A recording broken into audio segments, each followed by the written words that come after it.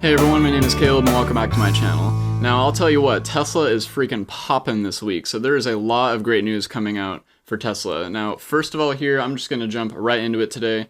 We got Tesla hitting $1,000 for the very first time. Now we've all been waiting for this for a long time, we've all been making our bets about this, but now they have officially hit $1,000 as of about 11 a.m. yesterday, and today they peaked at about $1,092. Now this is totally insane.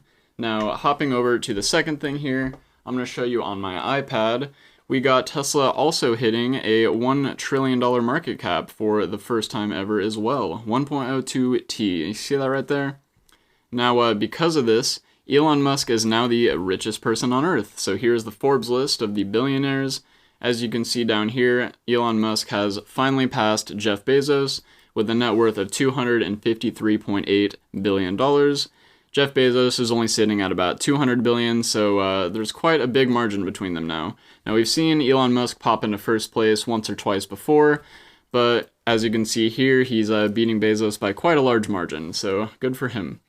Now the next thing here is, of course, Tesla is up more than 50% or 15% on the week, and they are up more than 50% on the 3-month period.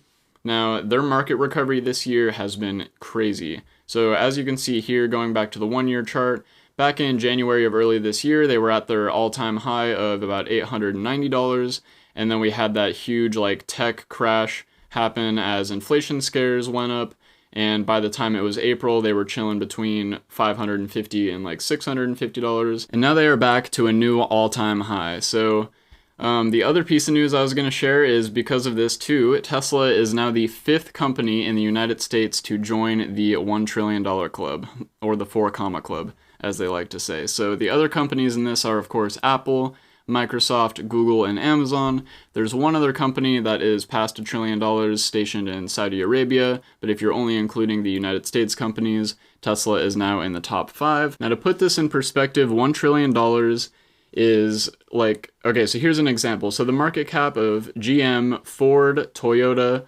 Ferrari, BMW, Honda, Nissan, Volvo, Hyundai, Kia, but wait, there's more, Mazda, Subaru, Renault, Suzuki, Mitsubishi, Aston Martin, Volkswagen, and Harley-Davidson combined. All of those companies are still only worth $950 billion. So Tesla is now worth more than all of these companies combined. So what happened? What happened with this rally? Basically what happened is the company Hertz ordered 100,000 Tesla Model 3s from Tesla. Now Hertz, if you haven't heard of this company before, they're a rental car company that barely emerged from Chapter 11 bankruptcy just a couple months ago. Now the purchase of these 100,000 Teslas is worth about $4.2 billion based on the recent information that we have available, and this is the largest electric vehicle deal in history. So yeah, there's a lot of things happening with Tesla this week, let me tell you. So when this deal goes through, Tesla will make up about 20% of the company's entire fleet.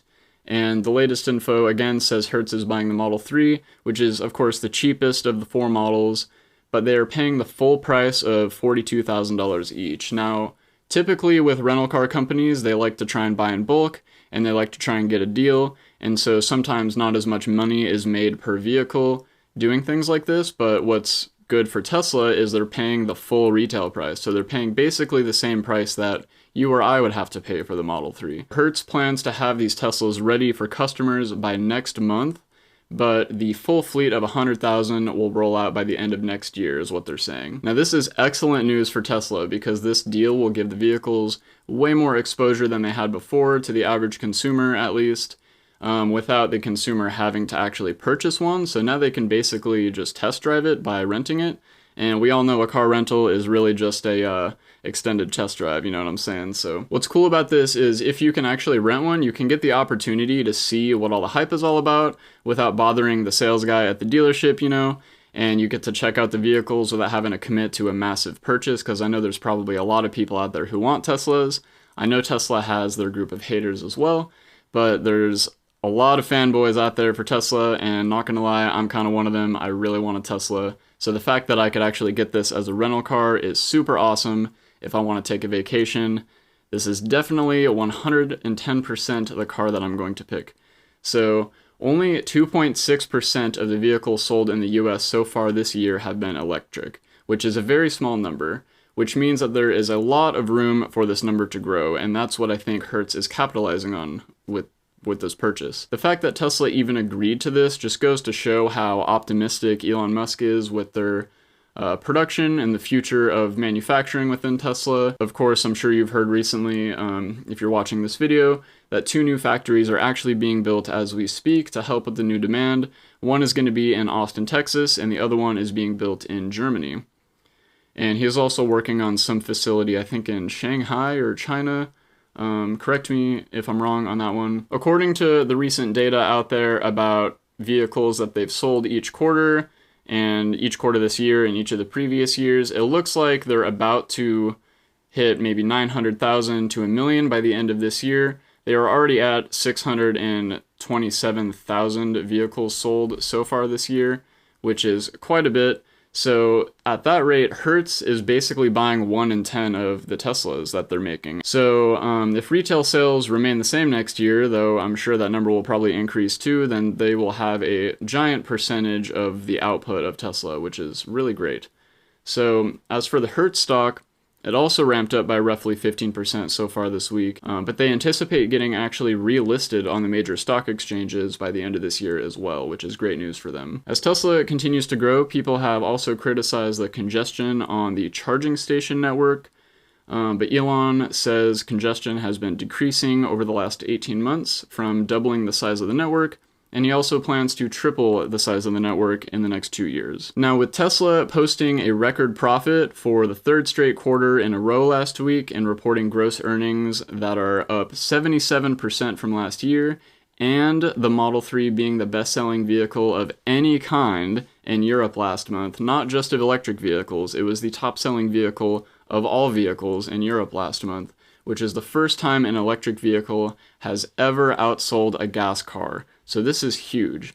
So now, by this point in the video, you should probably be understanding why the price of this stock has gone up so much in the last week. So to sum it up in one sentence, Tesla has been on a roll lately, and pun intended. So overall, this is a massive turning point for the EV market, and especially Tesla. Electric vehicles are becoming mainstream more and more every day, and it seems to be happening much faster than anyone anticipated, and I really don't see this slowing down anytime soon. Elon Musk is, of course, relentless with his innovation, and this new deal puts Tesla and Hertz one step ahead of their competition.